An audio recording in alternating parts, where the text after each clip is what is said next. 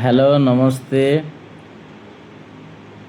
मु आपण मानक प्रत्येक मोर यही नूतन चैनल लाइफ विथ फिरोज रे आपण मानक स्वागत जनाऊँगी।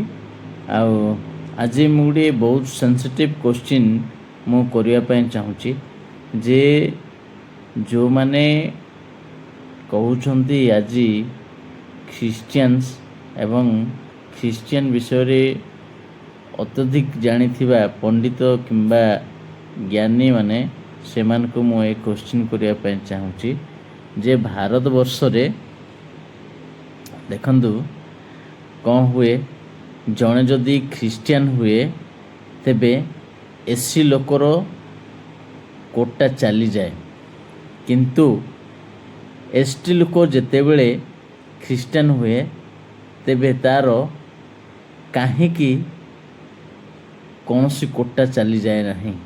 केवल एससी लोकंकर कोटा काहींकी से हरई जाए बा से काहींकी से कोटारे आउ रुहे नहीं, ताकू सेठुरु काढ़ी देई माने एससी बीसी को काहींकी दिया जाउची।